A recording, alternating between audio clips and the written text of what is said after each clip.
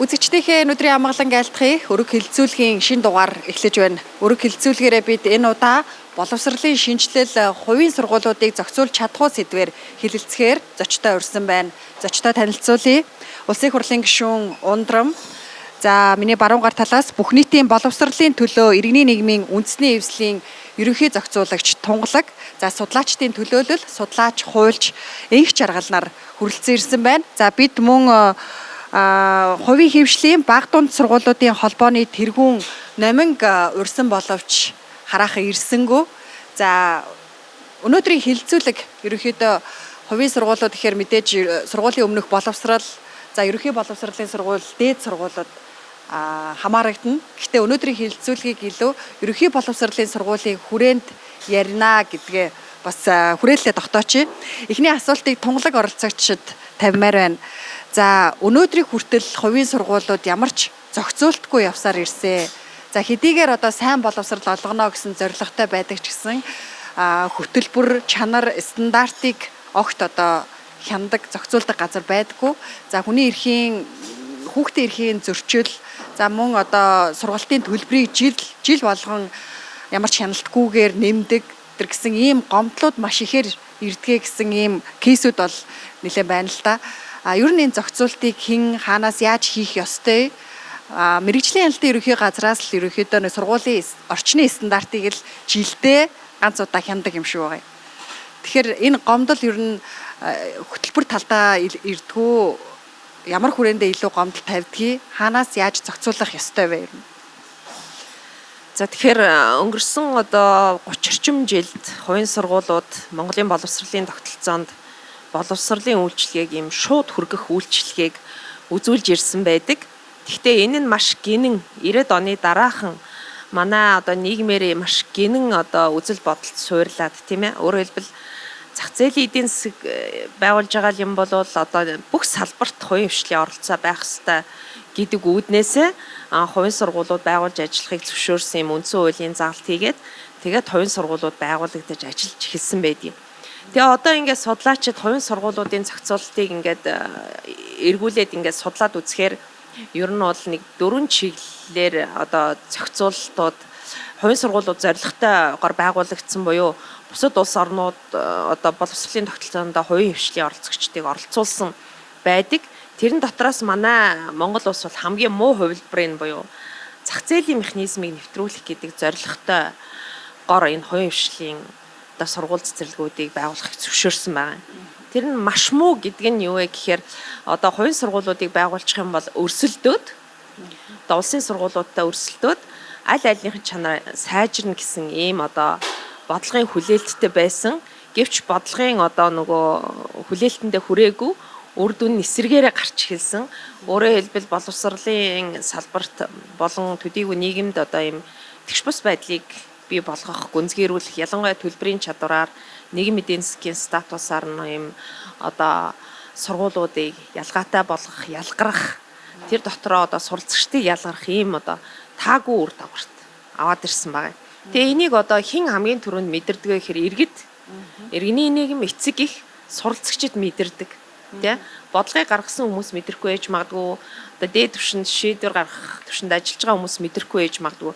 Гэтэл одоо бид нар төрийн бас байгууллагын хувьд ингээд хүний эрхийн үндэсний комисс, боловсролын ам, мэргэжлийн хяналт руу хандаад сүүлийн 3 жилд ингээд хувийн сургуулиудтай холбоотой ямар гомдол санал, ямар зөрчил дутагдал илэрвэ гэдээ асуухаар ерөөсөө механизмын тэр юм шиг хүүхдийн эрх зөрчигдлөө л гэж хандсан байгаа юм. Манай хүүхдийг төлбөрөө төлөөгүйгээд сургуулиас хөөсөн, төлбөрөө төлөөгүйгээд баримт бичгийг барьцаасан, төлбөрөө төлөөгүйгээд одоо бүртгэл онлайн бүртгэлээс хасахгүй учраас бусад сургуульд орж чадахгүй нь миний хүүхдийн эрх зөрчигдсөн. Ковидын үед болохоор төлбөрийн зохицуулт ерөөсөө хийхгүй байна. Төлбөрөө бүтэн авах гээд байна. Уул нь онлайн сургалт явсан. Сургууль цэцэрлэгүүдийн төсөв нэлээдгүй хэмнэгдсэн байтал үйл ажиллагаа явагдаагүй байтал бүтэн төлбөрөө авч байгаа чинь шударгуу гэх мэтлэн ийм гомдлууд гарсан байна. Мэргэжлийн хяналт бол яг таны хэлдгээр орчны одоо орчинтой холбоотой голдуу зөрчил дутагдлууд гаргасан байдаг. Энэ дотор бол 50 орчим хувь нь одоо сургалтын байр тэ орчны шаардлага хангаагүй буюу одоо өөрийн гэсэн сургууль байргүй тэ спортын заалгүй гэх мэтчлэн ийм одоо гомдлууд гарсан байдаг. Гэтэл цаана бол өшөө нэлээдгүй олон одоо зөрчил байгааг эцэг эхчүүд ил хийж чаддгүй. Дандаа биднэрт нууцаар, чатаар, мессежээр энэ гомдлуудаа хэлдэг. Гомдлоо одоо шууд ингээд төрийн байгууллагууд хандвал миний хүүхдийг хувийн сургуулиас асчих байх. Эсвэл өөр ялгаатай хандах байх гэсэн дандаа айцтай байдаг. Дараагийн асуултыг ундрам гишүүн тавихад яг үргэлжлүүлээд энэ асуултыг асуумаар байна л да. Одоо эцэг эхчүүд бол мэдээж хүүхэдтэй сайн боловсрал олгохын төлөө за магадгүй одоо одоогийн байгаа боловсролын улсын сургуулиудын боловсролын чанарыг голж байгаа учраас хувийн сургуулиудыг сонгож байгаа. Нэгэнт сонгоцсны дараа нөгөө хувийн сургуультай ямар ч гомдол гаргаж чаддгүй тийм ээ. За хүүхдийг минь ялгарлах вэ? За энэ тавьсан шаардлагыг нь биелүүлэхгүй л болохгүй гэсэн. Тэгэхээр ингээд ямар ч зохицуултгүй явсаар ирсэн энэ салбарыг одоо энэ боловсролын багц хуулийн шинжилсэн найруулгаар зохицуулж чадах уу? Зохицуулахдаа ямар хүрээнд юуг нь яаж зохицуулах шаардлагатай вэ? За энэ хувийн сургуулиуд дээр эцэг эхээс гардаг санал гомдлууд бол юун дээр хөвчлэн гардаг вэ гэхээр нэгдүгээрт төлбөрөө огт мэдэгдэлгүй гинт нэмдэг гэдэг асуудал байгаа юм. Би тэгтээ яг бүх хувийн сургуулийг гэж хэлээгүй. Тэгтээ ийм гомдол бол маш их ирдэг. Тэгэхээр одоо нөгөө шудраг өрсөлдөөн хэрэглэгчийн тухай хуулиар ч гэсэн энийг тодорхой хэмжээнд бол зохицуулсан байдаг. Тэгэхээр энийг бол ерөөсөө дагаж мөрддөггүй. За дээрэс нь одоо суудлын мөнгө гэж өмнөх жил нь бас авдаг. Тэр бол бас их том асуудлыг гаргаж байгаа. За дараагийнх нь бас энэ Монгол улсаас одоо боловсролын асуудал эрхэлсэн засгийн газрын гишүүний баталсан хөтөлбөрийг бас мөрддөггүй. Тэгээ Монгол улс чинь өөрийн гэсэн нэгдмэл юм бодлоготой ялангуяа боловсрол буюу бидний ирээдүйн хойч үеийн хүүхдүүд маань ямар улс оронд хайртай байх ёстой, ямар хэл түүх соёл мэддэг байх ёстой ингээд бидний төрийн бодлого бас байдаг. Тэрийг маань бас баримталдаггүй. Тэгээ үүнийхээ өндөр төлбөртэй сургуулиуд бүр боловсролын яамны тавьсан хөтөлбөр шаардлагыг огт дагддаггүй мөрддөггүй гэсэн ийм гомдлууд байна л да. Энэ тэгэхээр үнэн гэсэн үг үү те? Тий. Одоо огт монгол хэлээр баг муу яриад гарч байгаа Монголын нутаг дэвсгэр дээр явж байгаа сургууль те. Тэрнийг төгсөөд гарч байгаа хүүхдүүд байгаа юм. Тэгээд одоо энэ хувийн сургуулиудын одоо 90% нь 5 сая төгрөгөөс доош төлбөртэй юм сургуулиуд байгаа юм л да. Энэ сургуулиуд бол төрөөс хувьсах зардал авж байгаа. Төрийн чиг үүргийг хэрэгжүүлж ийна гэд тухайн хүүхдэд ногд хувьсах зарлыг авч ээж төрийн бодлогыг хэрэгжүүлэхгүй байгаад байгаа нь бас том асуудал гэсэн үг. Тэгэхээр эдгээр асуудал одоо та бол боловсролын багц хуулийн шинжилсэн найруулгын одоо төсөл дээр ажиллаж байгаа хүн яг ажлын хэсэгт нь байгаа. Яаж тусгагдж байгаа вэ? Яг одоо ажлын хэсэгт байгаа гишүүдтэй холбогдохоор маргаантай байгаа. Тэгэхээр одоогоор байр суурь илэрхийлмээргүй байна гэж ингээ яриад байдаг. Яг ямар асуудлууд нь ямар маргаантай байгаа юм бэ? За яг нөгөө боловсрал маань ашигын төлөө байх ёстой юу үгүй юу гэдэг дээр маш том одоо маргаан байгаа. Бид нар одоо олон бараг жил гаруй энэ дээр бараг 2 жил бид нар хилцэж, мэтгэлцэж ингэж явж байгаа. Тэгээ байр сууриа бид нар нэгтгэжээж бас ингээд байнгын хороо болон чуулганаар орох гээд явж байгаа. Ашигын төлөө байх ёстой юугүй юу. Тэгээ яг нөгөө талын одоо байр суурийг илэрхийлж байгаа хүмүүсээ өнөөдөр бол нөгөө хувийн сургуулийн холбооныхан маань ирсэн бол их зүгээр байх байлаа. Тэгээ хувийн сургуулийн эрх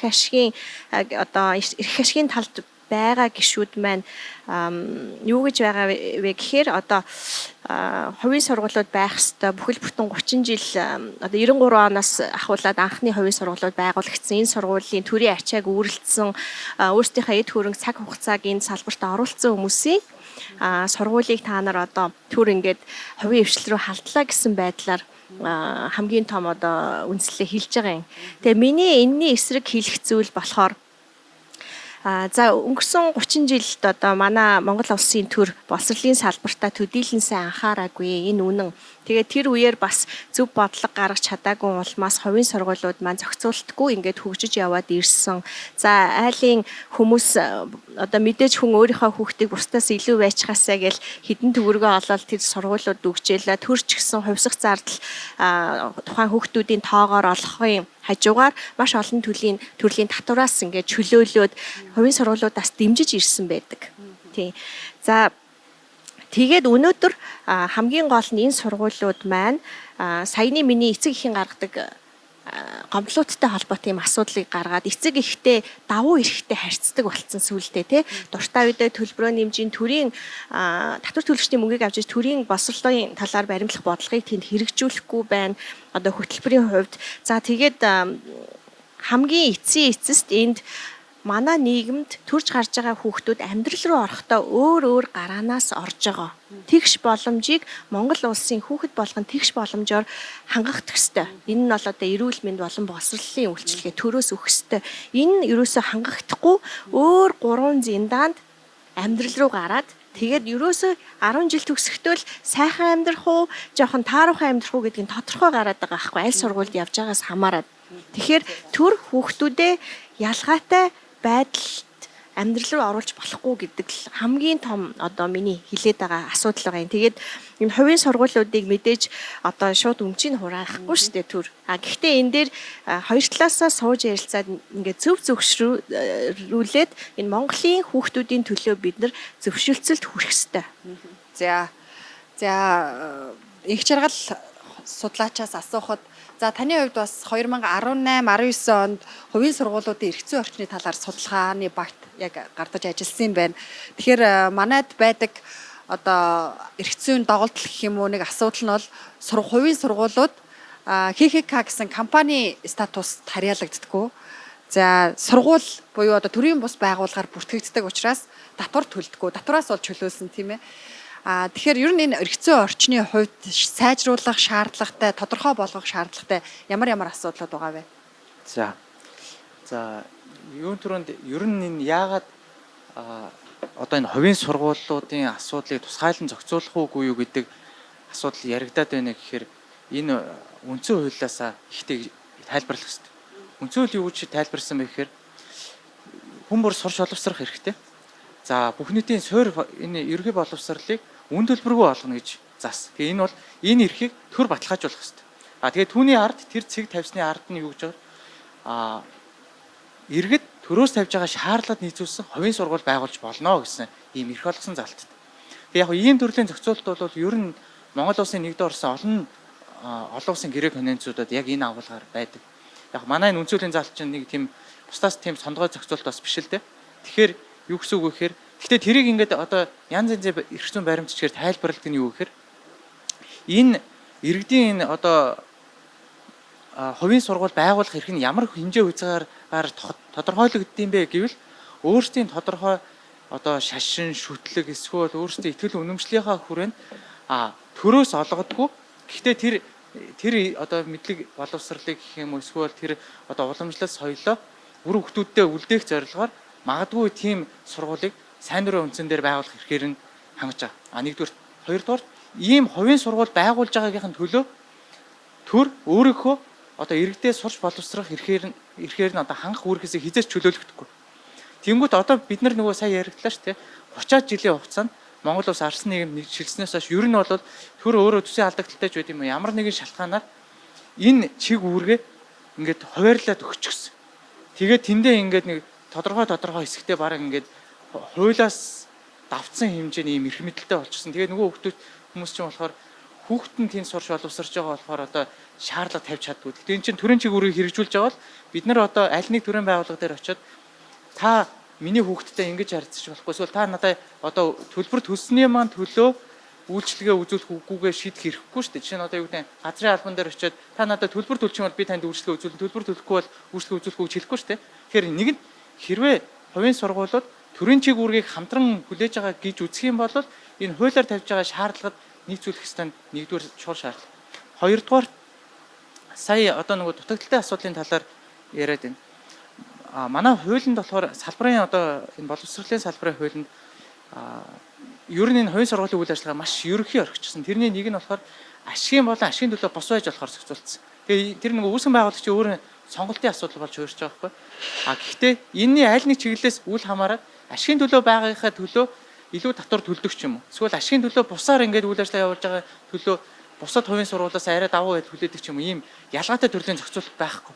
Өөрийнхөө дүрмээр өөрийнхөө үйл ажиллагааг зохицуулдаг энэ маш тийм сөрөг үр дагавартай одоо зүйлүүдийн нэг нь гэж үзэж байна. Тэгэхээр одоо энэ хуулиар нэн яаралтайгаар ашигын төлөө байх уу, ашигын төлөө бус байх уу, ямар статустай байх вэ гэдгээ тодорхой болгох ёстой юу? Тийм. Одоо энэ маргаан үсэл ингээл байна гэж хэлээд байна шүү дээ. Гэхдээ ер нь бол миний бодлоор судлаачийн хувьд юу гэж авах вэ?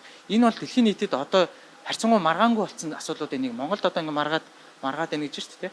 Дэлхийн нийтэд одоо жишээ нь бидний судалгаа хийж явах үед энэ 2015 онд Нүүбийн хүний сурч боловсрол эрхийн одоо тусгай илтгэгч гэж хүн яг энэ боловсролын салбар одоо энэ арилжааны шин чанартай болж байгаа асуудлаар тусгаас нь тайлан бичсэн гэд гаргацсан юм.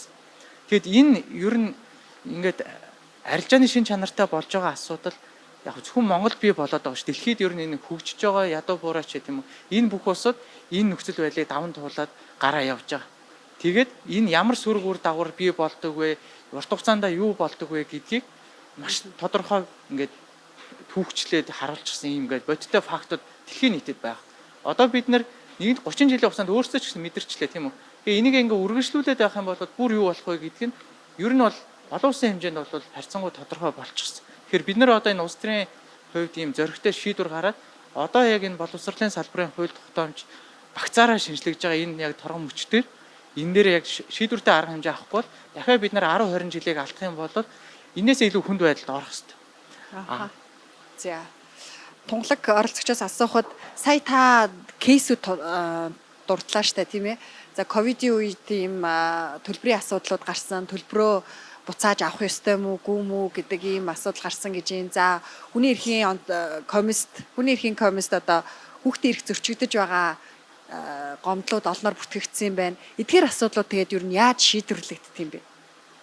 Тэгэхээр боловсролын яамд хандсан асуудлуудыг бол тухай бүрд нь сайд одоо тушаал гаргаж шийдвэрлэж байна. Өчүүхэн жижиг асуудлаар жишээ нь одоо юу гэдэг хүүхдийн сургалтын төлбөрийн асуудалд хүүхдийг оролцуулж болохгүй гэдэг ганцхан заалттай тушаал гаргаад сууж байгаа байхгүй. Эсвэл хувийн сургуулиуд хүүхдийг эсвэлэхтэй тий аливаа хэлбэрийн шалгалт авахыг хориглоно гэд ингээд сайд тухай үед нь ингээд тушаал шийдвэр гаргаад байгааг иргэний нийгэм бол юу гэж үзэж байгаа гэхээр нийтээр нь бүхэлд нь энэ хувийн сургуулийн асуудлыг зохицуулж чадахгүй өөрөөр боловсролын хуулиар зохицуулж чадахгүй байгаа учраас сайд ингээд нэг гал асах үед нь унтраах арга хэмжээнүүд аваад яваад байна гэж хэлж байгаа. Хүний эрхийн хувьд бол төр үүргээ биелүүлж чадахгүй байгаа гэсэн үг. Өөрөөр хэлбэл төр одоо хүний эрхийг хангах, хэрэгжүүлэх тэгээд эрхэн зөрчигдөхөөс хамгаалах хэрэгтэй байна. Тэгэхээр өнөөдөр тухайн хүүхдийн сурч боловсрох эрхийг 3 дахь шийтгээд бизнесийн итгээд зөрчиж байгаа бол төр дундуур нь орж хамгаалах хэрэгтэй. Тэгтэл зарим сайдуудын үед яадаг вэ гэхээр энэ бүр тушаал шийдвэрэж гаргахгүй өөрөөр хэлбэл үгүй энэ одоо эцэг их тий сургууль хоёрын хоорондын гэрээний асуудал шүү дээ. Би төр дундаас нь оролцохгүй гэж хэлж байгаа чинь бүр одоо түрүүний их чанга судлаачийн хэлж байгаа төр өөрийнхөө үүргээ сэн яцсан, өөрийгөө бусдад шилжүүлсэн. Тэгээд тэрнийхээ төлөө хариуцлага хүлээх ба. Тэрийг хянахч боломжгүй юм байна шүү дээ. Ер нь бол хувийн сургуулиуд маш хаалттай. Түрүүнд одоо гишүүнч бас хэллээ. Үнэхээр одоо улсын төсвөөс те нэг хүүхдэд ноодох зардал эн чинь татвар төлөгчдийн мөнгө шүү дээ. Тэгвэл тэр өгсөн мөнгөний одоо төлөө хувийн сургуулиудад үүрэг оноос нь нэг ширхэгч заалт, нэг ширхэгч тушаал шийдвэр байхгүй шүү дээ. Тэд нар ямар мэдээлэл нээлттэй байлгахын, юугээ улсад тайлгнахын, статистик, тоо мэдээлэл, санхүүгээ юугээ тайлгнах ёстой. Эцэг эхчүүдийн ямар хариуцлага хүлээх ёстой. Эцэг эхчүүдэд тогтмол хугацаанд ямар мэдээлэл өгж явах ёстой. Эцэг эхтэйгээ одоо төлбөрийн асуудлаар яаж тохиролцоо хийж явах ингээд бүх асуудал нь ийм одоо шийдэгдээгүй учраас тэнд одоо хүүхдийн эрх зөрчигдөхтэй аливаа асуудлууд шийдэгдэхгүй тэгээд явж хүүхдийн сурч боловсрох эрх зөрчигдөөд эцэг их нь бухимдаад төрийн байгууллагууд руу гомдол санал бичдэг ийм төвшөнд байж өнөөдөр болохгүй. Тэгэхээр төр тэнд одоо өөрийнхөө хүлээсэн үүргээ биелүүлэхгүй байна гэсэн. Өшөөнийг одоо бид нар ингээ уншаад судалж байхад манай төр бол зүгээр хувийн сургуулиудад бүх эрх чөлөөгийн задгаа өгсөн. Хүүхдээ өөрсдөө те эсвэл ямар шалгуураар эсвэл өөрсдөө шийд. За тэгээд ямар хөтөлбөрөөр хичээлэхээ өөрсдөө шийд, ямар хэлээр хичээлэхээ шийд те. Одоо бүх эрх чөлөөг өгсөн. Үнэхээр одоо бидний сонгож авсан тэр зах зээлийн механизмыг нэвтрүүлэх тогтолцоогоор зохицуулалтаа хийж явж байгаа бол өнөөдөр төр юуг нь орхицсан бэ гэхээр ерөөсөө хяналт хариуцлагыг орхицсан. Тэр дунд сургууль дээр тэр цэцэрлэг дээр өдөр тутам сургалтын үйл ажиллагаа яг одоо стандарт чанарын шаардлага хөтөлбөрийн дагуу явагдаж гэнэ үү гэдгийг төр хянаж шалгаж явах хэрэгтэй. Чанарыг нь баталгаажуулж өгч явах хэрэгтэй. Иргэдэд эцэг ихэд. Хоёрт нь болохоор хөндлөнгийн шалгалтууд хийчих хэрэгтэй. Үнэхээр одоо зарим улс оронд байна л да зохицуулалт хийхдээ хэрв тэр хөндлөнгийн шалгалт аваад хүүхдүүд нь сурлагын амжилтанд доогуур үзүүлэх юм бол төсвийн одоо дэмжлэгийг шууд зогсоодог. Төсөөс санхүүжүүлэхийг бүр зогсоодог. Тэгэхээр манайх бол зохицуулалт нь үнэхээр бүрэн биш байгаа гэдэгтээ бол иргэний нэг санал нэг. За ундрам гишүүнээс асуухад за хувийн сургуулиудыг бол сайн чанартай боловсрал олгож байгаа гэдгийг ер нь хэн яаж баталж юугаар үнэлэх юм бэ? За нөгөө талдаа хувийн сургууль бол төрийг хийж чадахгүй байгаа ачааг бол бас үүрж байгаа нь үнэн. Одоо ашигын төлөө байх уу, ашигын бус байх уу гэдгийг энэ хуулийн дээр бас их маргаан дагуулад байгаа юм байна шүү дээ. Хэрвээ ашигын мэдээж хувийн гэдэг статустай юм чинь ашигын төлөө байхыг эрмэлзэн, ашигын төлөө байж иж одоо нөгөө чанараа алдахгүй үргэлжлүүлээд явна шүү дээ. Тэгэхээр ашигын төлөө байвал төр харин санхүүжилт олгох нь зөв үү? Ашигын төлөө байгууллагт татвар төлөгчдийн мөнгөөс хувьсгал зардал олох нь буруу. Ашигын төлөө байгууллагт. Энэ сургуулиуд ашигын бус одоо зарим хувийн сургуулийн захирлууд надад хэлсэн л дээ. Би одоо энэ босрлын салбарт хувь нэмрээ оруулъя гэж бодоод би багш хүн байсан. Тэгээ энэ сургуулийг байгуулсан юм а гэж байгаа. Хэрвээ тэр босрлын салбарын сайн сайхны төлөө ажиллая гэж бодоод одоо Харвард их сургууль шиг, Стэнфорд их сургууль шиг тэгвэл төрийн бус байгууллагын статустай байж болно шүү дээ. Биш ашигын төлөө бус төрийн бус байгууллага ч юм олон нийтийн байгууллагатай ашигын төлөө бус. Тэгээд нөгөө ашигын араас явахгүй тодорхой хэмжээний зардлын зардал бас хэрэгтэй учраас тодорхой хэмжээний бага хэмжээний төлбөр тэгтээ ашигын төлөө бус тогтоогоод тэрэнд нь эцэг хүүд хүүхдээ өгөө гэд тэгээд тэрэндээсээ ашиг авахгүй мэдээж багш нартаа цалингаа өгнө одоо шаардлагатай сургалтынхаа орчны материалуудыг аавна. Гэхдээ тэр боловсролын сайн сайхны төлөө явдаг маш олон ашигын бус байгууллагууд байдаг. Гадаадд ч байдаг. Тэгэхээр тэр сонголтыг бид нар бол өгөх ёстой гэж бодож байгаа. За төрийн хийж чадахгүй байгаа бүх юмыг энэ хувийн сургуулиуд бас үүрээд байгаа юм байхгүй. Жишээлбэл өнөөдөр эмзэг бүлгийн хүүхдүүд байна. За хөгжлийн бэрхшээлтэй хүүхдүүд байна. Энэ хүүхдүүдийг хувийн сургууль огт авдаггүй. Хөгжлийн бэрхшээлтэй хүүхдүүдийг авдаг хувийн сургууль бараг байхгүй. Энийг тэгээд бид нар төрийн үүргийг одоо үүрч гинэ гэж бас хэлж болохгүй. Энэ хувийн сургуулиуд бол хамгийн боломжтой эцэг эхийн хүүхдүүдийг бүр ингээд сонгон шалгаруулж агаад зарим нь бол бүр ингээд алдартай хүмүүсийн хүүхдийг ч юм уу, сэтгүүлчдийн хүүхдийг ч юм уу, одоо тийм улс төрчдийн хүүхдийг ингэж бас шилээд авдаг. Дандаа ингээд одоо шилж сонгож ингэж авдаг болохоос биш. За би нэг 5% нь хөгжлийн бэрхшээлтэй хүүхд авчиж гэдэг юм уу. За би дахиад нэг 5% нь эмзэг давхрын хүүхдийг авчиж гэдэг юм. Тим юм огт хийдэггүй байхгүй юу? Тэгээ хамаг боломжтой айлын хүүхдүүдийг аваад төлбөрөө аваад дээрээс нь хувьсгал зардал аваад за тэгээ аж ахуйн нэгжийн орлогын албан татвар нөөт газрын татвар гэх мэтлэн татваруудаас чөлөөлөгдөөд дээрээс нь олон нийтэд ерөөсөө төрөөс татвар төлөгчдийн мөнгнөөс авсан тэр мөнгө нь юунд зарцуулах гэснийг тайлагнадаггүй татвараас чөлөөлөгдөж байгаа юм чи бас тодорхой хэмжээний үүрэг даалгавар тэр хүмүүс ч бас үүрэх ёстой шүү дээ. Тэгээд төрийн бодлогыг хэрэгжүүлдэггүй эцэг эхийн одоо хүсэлтийг огт бас хүлээж авдаггүй ийм нэг тийм тэгш бус харилцаа үүсгэчихсэн ийм субъект болчиход байна л да.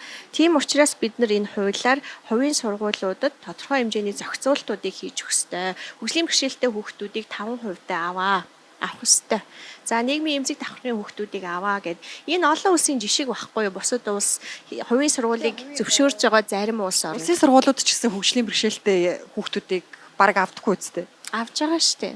Тусгай сургуульд тусны явуулдаг шүү дээ. За тустай нэг сургууль байгаа. Одоо жишээлбэл JICA-гийн хөрөнгө оруулалтаар баригдсан хаан улс дүүргийн 75 дугаар сургууль байгаа. Тэнд бол тусгай хэрэгцээ хүүхдүүдийг авж байгаа. Тэнд ягаад гэвэл орчин нь бүрдсэн байгаа аахгүй. Тэр хүүхдүүдийг орж гарах гарцын нээлттэй болгоцсон харааны бэрхшээлтэй бол ингээд бариулуудад нь ингээд барийлаар өрөөний дугаарыг нь биччихсэн. Бийцх орчин нь бүрдчихсэн гэж жишээлбэл авж гин. Авж байгаа сургуулиуд байна. Гэхдээ хангалтгүй байгаа. Энийг бид нар нэмэгдүүлнэ. Хувийн сургууль бол огт авдаггүй. За сая асуултыг бас их жаргал судлаачид тавьмаар байна л да. Хувийн сургуулиуд ашигын бус байх одоо бас боломжгүй байгаа дээ шүү дээ. Тийм ээ. Тэр чинь өөрсдийнхөө үйлчилгээг илүү сайжруулахын тулд ашигын төлөө байж иж сайн боловсон хүчин ажилуулна, сургалтын орчин чанар сайжирна. Гэхдээ ашигын төлөө байснараа буруутгах бас аргагүй байгаад байна л да. Харин төрөөс санхүүжилт олгох ёстой юугүй юу гэдэг дээр. Ер нь энэ ашигын төлөө гэдэг үг нь юу гэсэн үг юм бэ гэдгийг тайлбарлах нь хууль зүйн хувьд. Ашигын төлөө гэдэг бол энэ хуулийн этгээдийн хувьд юу гэсэн ойлголт вэ гэхээр үүсгэн байгуулагч нь эсвэл хувьцаа эзэмшигч нь ч юм уу ногдол ашиг авдаггүй үгүй юу гэдэг тухай ойлголт. Тэрнээс биш ашигын төлөө байгаа нь төлбөр огт авч болохгүй шүү гэсэн үг биш. Биш. Одоо ашигын төлөө бус байх нь. Ашигын төлөө бус этгээд ерөөсөө төлбөр авч болохгүй гэж хэлэхгүй. Ашигын төлөө бус этгээд ерөөсөө бусдаас илүү ном сурах хичгтэй байж болохгүй гэж хэлсэн үг биш. Зүгээр л үүсгэн байгуулагч этгээд эндээс чинь одоо бүх зарлуудаа гарсны дараа үлдэж байгаа юунаас нь одоо компани тухай хуулиараа ч юм уу цэвэр ашигасаа ногдол ашиг авах хэрэгтэй байхгүй. Тэр чинь ерөөсөө би энэ оролцсон хөрөнгийнхөө өгөөжийг хүртэж байна гэсэн. Энэ болвол боловсролын салбарт зохихгүй. Яагаад зохихгүй гэхээр энэ угаасаа зөв бус. Яагаад гэвэл энэ боловсрол гэдэг бол нийтийн сайн сайхны төлөө хийгдэж байгаа зүйл. Тэгэд түрүүн ярьлаа жишээ нь ингээд багш хүн би ингээд боловсролын салбарт хувь нэмрээ оруулах гэж байгаамаа гэж хичээж байгаа бол түүнийг яг ажил хөдөлмөрөөр байнгын цалин орлогоо яваад тэгээ магадгүй сурч боловсрж байгаа хүүхдүүдэд хараад ингээд тэндээс урам зориг аваад амьдрах тэр үйлстэй ингээ хувь нэмрээ оруулах хэрэгтэй. Хэрвээ тэр хүн би ингээд жилийн дотор ийм хүүхд сурагчаа тийм хэмжээний өгөөж авдаг ийм бизнес хийя гэх юм бол энэ бол боловсролын салбарт хийх үйл хэрэг биш. Харин магадгүй өөр төрлийн бизнес хийх хэрэгтэй. Аж ахуй үйл ажиллагаа эрхлэх бол үндсэн хуулиараа нээлттэй. Түүн дээр одоо саяны миний түрүүний дурдсан үндсэн хуулийн залт шиг төрөөс тавьсан шаардлагад нийцсэн байдлаар аж ахуй үйл ажиллагаа эрхлэнэ гэдэг тийм хязгаарлалт байхгүй. Яагаад зөвхөн сургууль дээр ингэж нөхөр энэ сургууль бол нийтийн сайн сайхан нийтийн одоо сайн сайхныг энэ бий болгож идэг ийм зүйл. Тэгэхээр энийг бас сайн дураараа та бүхэн хийж болно. Гэхдээ түүнийг ногдол ашиг авахын төлөө өөрийнхөө эхний гаргацсан хөрөнгөөсөө тодорхой хэмжээний өгөөж хүртээ та гэдэг байдлаар хийх юм бол энэ бол боловсролын салбарын үйл хэрэг бишээ гэдгийг дэлхийн нийт одоо ерөөхдөө тогтчихсон үзэл хандлага. Нэг хоёрдугаар бид нэр ер нь энэ гэхдээ боловсролын салбарт чанартай боловсрал олгох зорилготой ажиллаж байгаа хүн ажиллаж байгааг тэр байгууллагын эзэн болгон ч бас сайн дурын ажилтан биш үү тийм ээ. Яг гоо тэр нөгөө цалин хөлснийхөө хэмжээгээр авч болно шүү дээ. Тэр бол ажиллаа хийгээл цалингаа авна. Ашгаа цалингаараа дамжуулж авна гэсэн үг юм. Үгүй яг гоо яг тэгж хэлэхээр хэцүү. Одоо чинь та цалин хөлс авдаг бол түн дээр яг хувийн орлогын албан татвараа төлнө. Яг цалиндаа ноогдож байгаа бусад хүмүүстэй адилхан одоо нийгмийн даатгалын шимтгэлээ төлөө явдаг зохицуулттай. Харин ногдол ашиг гэдэг бол тэр нийгмийн даатгалын шимтгэл гэдэг юм уу тэр нөгөө байнгын доктортой цалингаас шал ондоо төрлийн орлого. Тэгэхээр ийм зүйлийг авч болохгүй л гэж хэлээд байгаа. Хэрвээ ийм зүйл яагаад ийм зүйл байдаг вэ гэхээр хэрвээ ийм зүйл ашигын төлөө болоод ирэх юм бол энэ төлбөрийн үнийн хөөрөгдөл гэдэг бол хизээс зогсохгүй байнгын өсгөн нэмэгдэх ийм шинжтэй бол. Тэгээд миний түрүүний дурдсан олон улсын жишээн дээр яаж юм гэхээр эн чинь ингээд бүр хавтгаадаа ингээд гараад ирэхээр яадаг вэ гэхээр ерөөсөө зөвхөн баячуудын зөвхөн ингээд хин илүү мөнгө төлөх вэ гэдэг уралдаан болж эхэллээ. Тэгээ эн чинь сүүлдээ за ялангуяа манайх шиг ийм зөвхөн ам цөөтэй улс орны хувьд бол энэ ерөөсөө нийгмийн анги давхрааны баг ингээд ерөөсөө нэг анги нөгөө ангитайгаа уулздаггүй, ойлголцдаггүй тийм төрлийн байдлыг үүсгэн. Тэгээ энэ боловсролын салбар гэдэг чинь ерөөсөө хүүхдийг анханаас нь нөгөө ангийнх нь нөгөө одоо анги давхрын хүнтэй уулзрахгүй ийм системлөө ингээд ордын байна гэд улс орнууд энээсээ ингээд шатараатаагаар татгалзаад эхэлчихсэн. Жишээ нь түрүүний ярьсан одоо тунгалаг зохицуулагчийн хэлсэн Чил улсын жишээ нь тий. Чил улс бол бас нөгөө дөрвөн төрлийн загвараас хамгийн одоо тийм одоо неолиберал хандлага юм буюу ерөөсөө энэ бизнест нь ингээ орчихсон ийм хандлагатай явж байгаа. Одоо үүнээсээ татгалзаж эхэлж байгаа. Шатараатай бодлого иржүүл. Тэгэхээр бид нар яг энэ боловсролын хуулийг өнөөдөр батлаа гэл маргааш та нар ерөөсөө шууд ингээл бүгд ашигын төлөө байхаа болоорой гэж зогсоож болохгүй хэл та. Энэ чинь бас хүний хөрөнгө байгаа. Тэгэхээр энийг тодорхой шатараатаагаар яаж хийх вэ гэдгийг тодорхой шийдэл гаргаад нийгэмд ингээд чөлөөтэй яасан ирээдүгөө харсан юм өөрчлөлт хийх цаг нь болж байгаа л гэж бодож байна. За тэгэхээр яг энэ боловсролын төлбөр яригадад хэлэхээр боловсролын тэгш бус байдал цаашдаа бол ийм нийгмийн ялгаатай байдал бий болгох, давхраг үүсгэх эрсдэлтэй гэж та бүхэн үзэж байна шүү дээ. Хэрвээ сайн сургуулиуд нь байхгүй байх юм бол энэ манай одоо боловсролын салбарт сайн одоо жишээ болгох жишг сайн чанартай боловсрал байхгүй байх юм шүү. Тэгэхээр нөгөө хувийн сургуулиудыг ер нь яах гэж байгуулдаг вэ гэвэл ерөнхийдөө бол 4 чин зорилготой. Ашиг олох бол ерөөсөө боловсролын салбарт байж болох ёсгүй зорилго байхгүй юу? Хоёрдугаар боловсролын салбарт ашиг олж гэнэ үгүй юу гэдгийг тодорхойлоход маш хэцүү. Түрүүн та асуугаад дээр цалин болгоод авчвал яах юм бэ гэдэг те. Одоо шинэ манай залуучдын байгууллага дэд боловсролын салбарын үнэлж үзээд хуулийн дээр санал өгтөө. Ерөөс ашигын төлөө дэд боловсрол хүртэл байж болохгүй юм байна. Яад гэвэл тэр хүн чинь одоо тэр сурагчдын төлбөр болон төсөөс авж байгаа мөнгөөр байшин барилга л бариад ээ. Сурагчийн сурлагын чанарт нөлөөлөх одоо тэр сайн чанартай боловсрол олгох гэдэг зорилгоо тавихгүй хурааж авсан төлбөрөөр дан байшин барилга л бариад байна. Тэгэхдээ тэр хүний л өмч болж үлдэнэ. Тэрнээс биш одоо тэр оюутан сурагч тэрнээс хүртэх юм байхгүй. Яг л тэд нар хүртэх ёстой юм чанартай боловсрал. Тэгвэл тэр сургалтын төлбөр төсөөс өгж байгаа мөнгийг ашигын төлөө бас яг суралцагчдын чанартай сургалтад зарцуулж байгаа гэдгийг хинч баталгаажуулж чадахгүй байгаа тохиолдолд ялангуяа манай Монгол шиг юм засаглалын хомсдолтой, хяналтын хомсдолтой улс оронд бол боломжгүй асуудал. Тийм учраас ер нь бол дэлхийн жишг нь хоригдж байгаа. Ер нь боловсрал ашигын байхыг хоригдж байгаа. Маш олон улс орон үндсэн хуулиндаа болон боловсролынхаа хуулиар боловсролыг ашигын бус байхыг ялангуяа ерөнхий боловсролын түвшинд одоо ашигын төлөө бүр төлбөртэй байхын хүртэл хоригдж байгаа улс орнууд энэ хамгийн неолиберал хамгийн зах зээлийн одоо үлгэр жишээ болгож ярьдаг Чил орн хүртэл ингээ 2015 оноос хойш ерөөсөө зохицуулахгүй болохгүй юм.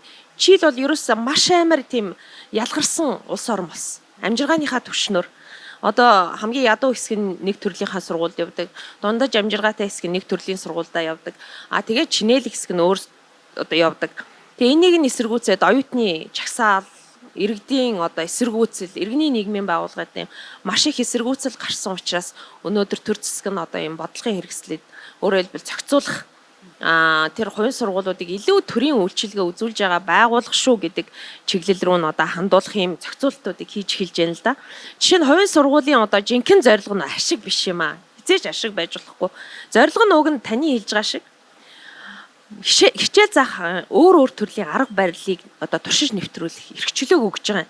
Жишээ нь Монтессори шиг тий өөр одоо хэлбэрээр сургах. Сургуулиуд хөтөлбөр нь олон янзтай болгоод одоо хөтөлбөрөө олон янзаар хэрэгжүүлээд боловсролын чанарыг сайжруулах ийм одоо ялгаатай байдлыг үүсгэх зорилготой байж болж байгаа юм. Гуравт нь тэнд инновац бүтээгдэж идэг. Зарим одоо ийм одоо эрхчлөөг нь олгочхоор багш нар бол янз бүрээр туршилт хийгээд ингэж одоо чанартай сайн сургалт явуулж болох юм байна. Ийм арга хэрэгжилж болох юм байна. Ийм хэрэглэгдэхгүй хэрэгжилж болох юм байна. Ийм зохион байгуулалт хийж болох юм байна гэдэг ийм шинэ инновацууд гарах хэвээр. Тэгээд дөрөвт нь боловсролын үр ашиг байх хэвээр. Тэгтэл энэний төлөө биш ашигын төлөө яваад ирэхээр таны хэлж байгаа шиг түрүүнд нийгэмд ялгарлан гадуурхалт урт удаан хугацаанд хизээч уулздаггүй ийм нийгмийн хэсэг бүлгүүд бий болоод хоорондоо эвдрэлцэх нийгмийн ив маш их халтай гэж байгаа учраас Чил төдийгүй одоо хувийн хвшлийн боловсрал олгодгоор алтартаас Солонгос энтер чинь бүгд буцаж байгаа. Одоо бүр хувийн цэцэрлэгүүдээ Солонгос хувийн цэцэрлэгүүдээ улсын болгож эхлээд одоо 100% улсын болгочихсон. Тэгэхээр ийм боломжууд байгаа шүү л гэж хэлэх гээд. За ундрам гишүүнээс боловсролын багц хууль гэдэг одоо их л удаан энэ төсөл хилцэгдээд яваад байна тийм ээ. Одоо бараг жил гарсан болж гинөө. Хилцэгдээд бол тэгэхээр энэ боловсролын шинжилсэн боловсролын хуулийн шинжилэлээр улсын сургуулиудын боловсролын чанарыг сайжруулж чадах уу? За бид нар үндсэндээ бүтэн жил 21 аймаг 9 дүүргээр багш нартай, ажил олгогч нартай гэл маш олон сонирхлын бүлгүүдтэй хилцүүлэг хийсэн. Энд дээр нь бол бас хувийн сургуулиудын төлөөлөлч орж исэн. Бид нар одоо телевиз зээр ч гэсэн нэлээд хэдэн хилцүүлэг хийсэн. Өмнө нь өргөөр бас нэг хилцүүлэг хийжсэн шүү дээ. Тэгээд яагаад ийм олон хилцүүлэг хийж ингэж удаан авч үзэж байгаа юм бэ гэхээр боловсрол өөрөө бүх нийтийн одоо public common good гэдэг байгаа. Бүх нийтийн сайн сайхны төлөө юм нийтийн өмч байхгүй юу? Нийтийн өмч. Тэгэхээр энийг бүх нийтийн зөвшөлтсөл дээр үндэслээд бүх хүмүүст ойлгуулж, оролцуулж ингэчээж одоо бид нар энэ хууль руугаа орох ёстой гэдэг утгаараа бүтэн жил энийг хилцүүлсэн. За хууль орж ирэхээс өмнө нас одоо манай боловсрол соёл шинжилгээ спортын байнгын хороогоор бас 1 жил одоо мөхцөг гишүүн бит хоёр санаачлаад ч юм уу ингээд бусад гишүүд бас ингээд оролцоод нэлээд олон хилцүүлгүүдийг хийж ээж ингэж явж байгаамаа. Гэхдээ одоо бас нэг жоохон удаашралтай болцоод байна. За одооний бид нар энэ боловсролын багц хуулиар ямар ч л байсан хүүхдүүдийг тэгш хамран сургах тэр одоо үзэл баримтлалыг одоо маш олон зүйл заалт дээр нь одоо боловсролын ерөнхий хууль, бага дунд боловсролын тухай хууль зэргүүд дээр оруулж өгч байна. Гэхдээ яг энэ тэгш хамран сургах дээр нэг асуудал нь одоо яг энэ хувийн сургуулиудын асуудал болчиход байна. За хоёрт нь бид нар энэ сургалтын чанарыг сайжруулахын тулд одоо сургалтын орчны стандарт гэдэг нэлээд олон зүйл дээр стандартуудыг оруулж өгч байна. Тэгэхээр Улаанбаатарын хотын төвд байгаа сургууль тэр одоо хөлийн захын магадгүй тэр хавь ямалчид хөлийн зэргийн хүүхдүүд сурдаг сургууль хоёрын стандарт нь адилхан байх ёстой гэдэг ийм асуудлуудыг оруулж өгч байгаа. За мөн дээрэс нь багшийн одоо чанар бол маш чухал байдаг сайн сургалтыг явуулахад. Тэгэхээр одоо багш бэлтгэдэг хөтөлбөрүүдэд бид нар магадлан итгэмжилдэг байна заавалчгүй. За дээрэс нь багшийн нийгмийн асуудлуудын бас шийдэх тийм заалтууд нэлээд их орж ирж байгаа. Мэдээж энэ төсөв мөнгө шийддэг хууль биш л дээ. Гэхдээ бид нар бас тодорхой хэмжээнд багш нарын асуудлуудыг энэ дээр бас нэлээд тавьж өгсөн. За ингэснээр яах вэ гэхээр сайн хүүхдүүд багшийн мэрэгжил сонгодог болоод тэгээ магадгүй тэр зах хязгаарын эсвэл захын дүүргийн сургуулиудад явандаа багшлнаа гэсэн үг. Энэ багш гэдэг нэр хүндийг л бид нар ингээд үе шаттайгаар өргөх гээд байгаа гэсэн үг. Дээрэс нь энэ сургуулиуд маань стандарттай болно. Сургалтын орчин, сурах бичиг, сургалтын хөтөлбөр гэх зүйлүүд нь бүгдээрээ стандарттай болох ёстой гэж үзэж байгаа. Тэгээд цаашид бид нар энэ салбарын хөрөнгө оруулалтуудыг нэмэх ёстой. Мөнгө төсөв шийддэг энэ хуулиуд орж ирэхээр за одоо байгалийн баялагын сангийн тухай хуульч байдаг юм уу? Энэ хуулийн дагуу одоо уул уурхайн салбараас орж ирж байгаа мөнгийг бид нар нэг 4-5 жил эрүүл мэнд босрол хоёр энэ салбартаа л оруулчмаар байгаа юм. Тэгжээж Монгол хүн ирээдүйн хүн чанартай одоо эрүүл биетээ саруул ухаантай юм хүүхдүүд гарна гэж бодож байгаа. Тэгээд энэ босрлын хууль өнөөдөр батлагдаад маргааш бүх юм ингээ сайхан болчихгүй л дээ. Энд чи хэрэгч гэж асар их хүчин чармаалт, хөрөнгө мөнгө, за одоо тий бас энэ доод шатны дарга нарын ойлголт гэх мэтлэн одоо зөв соёлыг бүр тэр сургуулийн түвшинд аваачхаас ахуулаад асар их хөдөлмөр араас нь гарах ёстой. Дээрэс нь энэ одоо хөрөнгө мөнгө шийддэг хуулиуд нь ч гэсэн яг энэ хуулийг дэмжиж ингэж араас нь явах ёстой. Тэгэхээр бас тодорхой хугацаа байгаад байгаа юм. Тэгээ би энд нэг тоо баримтыг бүр дурдъя гэж одоо бэлдэж авчирсан. Түрүү бид нар хувьсгах зарлалын асуудлыг ярьсан шүү дээ. Тэгээ 2022 онд 166 сургуульд 28.107 тэрбум төгрөгийг хувьсгах зардалт 166 хувийн сургуульд одоо өгөхөөр төсвөлсөн байгаа аахгүй юу. Тэгэхээр одоо жишээлбэл нэг цэцэрлэгийг нэг гайгүй шиг цэцэрлэгийг 2 тэрбум төгрөгөөр барьж байгаа. Гэхэд 14 цэцэрлэгийг нэг жилд барих мөнгө байгаа аахгүй юу. Гэтэл манай энэ залуучууд хүүхдээ цэцэрлэгт өгч чадахгүй байна гэд гадаа гудамжинд захиссан шүү дээ, тэ? Ажил хиймээр байна гэд. Энэ 28 тэрбум төгрөгийг одоо энэ төрийн өмчийн сургуульд багшилж байгаа нэг 30 гаруй мянган багштай эсвэл жилд 500 мянган төгрөгөөр цалингийн нэмчмээр шүү дээ. Эсвэл тийм боломж байна. За эсвэл хувийн сургууль болон улсын сургуулийн төгсөө гарч байгаа хүүхдийн мэдлэг чадрын хамгийн нэг том 1 номерын ялгаа нь англи хэлний мэдлэг байдаг. Нэг нь ингээд 1-р ангиас нь цэцэрлэгээс нь англи хэлийг ингээд заачдаг. Нөгөөх нь монгол хэлний хуулиа одоо баримтлах ёстой учраас 1-ээс 5-р ангид нь монгол хэлээ үтчээ 6-р ангиас нь ганцхан цаг 7 хоногт англи хэл зааж байгаа байхгүй. Тэгээ энэс болоод нөгөө ерхий боловсролын сургууль төгсөж байгаа хүүхдүүд маань англи хэл сайтай хүүхдүүд маань гадаад дотоодын сургууль сурж ийн, гадаад дотоодын ном хэвлэмэл одоо уншиж ийн, мэдээлэл авж ийн, гадаад найзуудтай болж ийн гэд хамаагүй их боломж тэр хүүхдүүдэд олгогддог. Гэтэл улсын сургууль төгсөж байгаа хүүхдүүд болохоор тэр боломж нь байхгүй. Тэгэхээр эсвэл энэ 28 тэрбум төгрөгийг тэр англи хэлний хөтөлбөрийн багш нарын сайжруулахад зарцуулмаар байна шүү дээ. Тэгэхээр иймэрхүү зүйлүүдийг бас манай хувийн сургуулиуд ч гэсэн өөрсдөө нэгэнт боловсролын төлөө зүтгэж явж байгаа хүмүүс учраас бас хүлээн зөвшөөрөөд ойлголцох ёстой л гэж бодоод байна.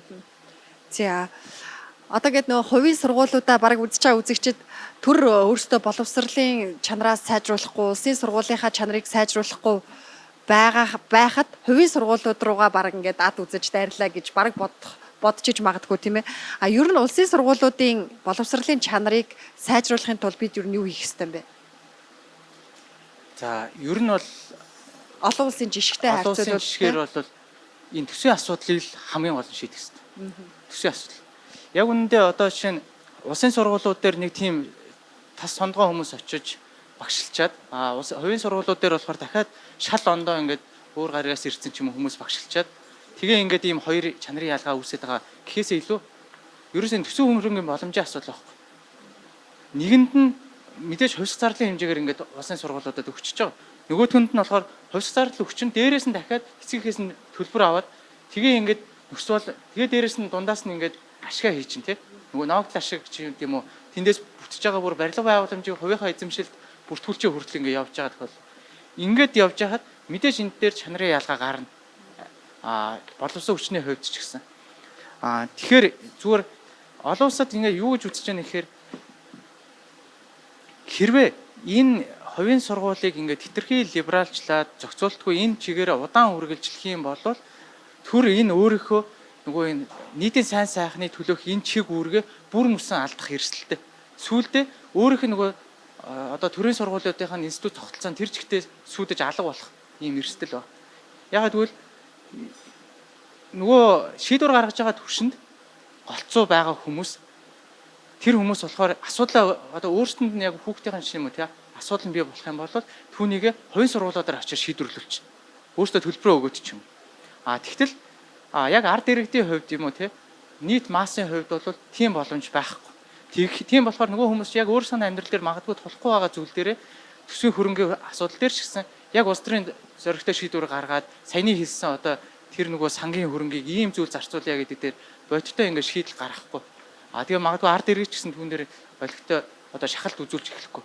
Тэгэхээр хэрвээ энэ хувийн сургуулиудыг арилжааны шин чанараас нь аль болох багасгах юм бол тэн дээрх яг мөнгөөр харж байгаа тэр сэтгэлгээ багасгах болохоор энэ төрийн хөгжлийн сургуулиудыг арай илүү одоо төсөл санхүүгийн нэмэгдүүлэх юм байна гэдэг дээр нэгдүгээр магадгүй тэр улсын хурлын гишүүд болоо тодорхойлогч нар өөрсдөө тэн дээрээ зоригтой шийдвэр гаргаж эхэлнэ. Дээрээс нь олон нийтийн зүгээс за одоо бид нэр хичнээн мөнгөтэй байгаад ч гэсэн асуудал шийдэхгүй юм байна шүү. Тийм болохоор энэ төрийн сургуультай одоо магадгүй төсөө хөрөнгөний нэмэгдүүлээрэ гэдэг энэ шахал шаардлага нь улс төрийн хувьд илүү нэмэгдэнэ гэж бодож байна. За сүүлийн асуултыг тунгалаг оролцогчид тавья. Ер нь сайн боловсрал, чанартай боловсрал гэж ямар боловсралыг хэлхий?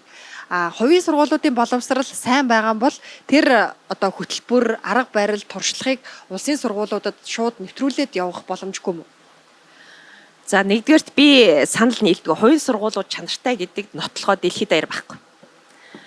Чанартай байдгийн махэд маш бага хэмжээний чанарын ялгаа байгаа гэж хэлдэг. Одоо сайхан манай улс PISA гэдэг 15 настай хүүхдүүдийн боловсролын чанарын судалгаанд орлоо. Энэ PISA-гийн одоо 12 оны тайланд байдаг. Улсын сургууль, хувийн сургууль хоёрын хооронд чанарын ямар ч ялгаа алга. Өөрөөр хэлбэл PISA-гийн шалгалтанд хамрагдаж байгаа тэр өндөр хөгжилтэй улс орнуудад мэдээж хувийн сургууль нь илүү амар сайн чанартай байх ёстой шүү дээ. Үгүй ямар ч ялгаа байхгүй байна гэдэг дүгнэлттэй байдаг. Тэгээ бусад одоо манай иргэний нийгмийн онд болон хүний эрхийн судлаачид ч гэсэн ерөөсөө чанарын ялгаа байхгүй гэж хэлдэг. Хувийн сургуулиуд улсын сургуулийн чанарыг муутгах байгаа юу гэвэл үнэн. Монголд ийм процесс явж байгаа. Чанартай сайн багшийг нь өндөр цалин байраар татаад авчдаг. Энэ чинь улсын сургуулиа хорлож байгаа байхгүй. Улсын сургуулийн тогтолцоог татан унгааж байгаа асуудал. Тэнд олимпиадад ороод төрүүлж байгаа хүүхдийг төлбөрөөс чи хөнгөлийн манай сургуульд орчих гэж авчдаг байхгүй. Тэгэхээр энэ нэгдүгээр ингээд бас түрүүн хэллээ те. Сонгоо шалгаад ингээ өрмийг хамчиж байгаа. Энэнгээрээ сайн чанартай юм шиг харагдаж байгаа. Гэхдээ хизээч тийм биш. Одоо энэ PISA шалгалтын дүн 23 онд гарна. Би бараг баталгаатай хэлчихье. Бараг хувийн сургуулиудын чанар улсынхаас доогуур гэж гарах үедээ гэж би бүр бараг айж байгаа. Тэгээ эцэг эхчүүд би юуны төлөө мөнгө төлсөн юм бэ гэд харин тэр үед одоо энэ хуулиар зохицуулахгүй л тэр үед харин эцэг эхчүүд бослог гаргах байх. Хувийн сургуульд хүүхдээ өгдөг хүмүүс бослог гаргах байх гэж би бодож байгаа юм. Тэгэхээр ерөнхийдөө бол сүүлчийн асуулт юм чи ер нь одоо яг ямар чиглэлийн зохицуултууд хэрэгтэй вэ гэхээр нэгдүгээрт хамран сургах тойргийг одоо мөрдүүлж эхлэх хэрэгтэй. Хувийн улсын бүх сургуульд хамран сургах тойргийг.